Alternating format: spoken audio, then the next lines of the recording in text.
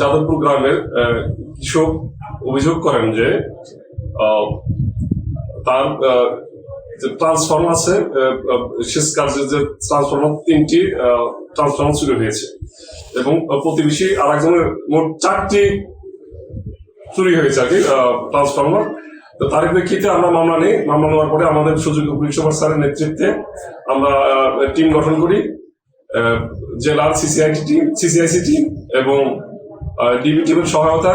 আমরা গতকালকে যে মাস্টার মাইন্ড বলা যায় চুরির মূল হোতা, তাকে গ্রেপ্তার করি। তারই তথ্য দেওয়া মতে আমরা গত রাত্রে আরো 5 জনকে চুরির সাথে যারা সম্পৃক্ত ছিল তাদেরকে গ্রেপ্তার করতে সক্ষম হই। তাদেরকে জিজ্ঞাসাবাদ করা হচ্ছে এবং তাদের কাছ থেকে আমরা মোট 2টি গাড়ি জব্দ করি, একটি পিকআপ এবং একটি মাইক্রোবাস। আমরা তদন্তের স্বার্থে বাকি কিছু বলতে পারছি না। আমরা আসামিকে আরো জিজ্ঞাসাবাদের জন্য বিজ্ঞ আদালতে আবেদন করব, তারপর তো বিস্তারিত জানা যাবে। ট্রান্সফর্মার চুরির যে মূল হোতা আব্দুল মালেক, উক্ত চোর মূল পরিকল্পনাকারী। সে মূলত পিকআপ চালায় আর এটা বিভিন্ন জায়গায় ট্রান্সফর্মার চুরি করে।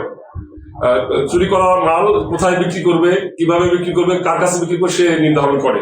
তাকে আমরা গত 6 তারিখে ঢাকার কেরানীগঞ্জ থেকে তার পিকআপ সহ গ্রেপ্তার করি এবং গত রাত্রেও আমরা একটা প্রাইভেট কার জব্দ করি।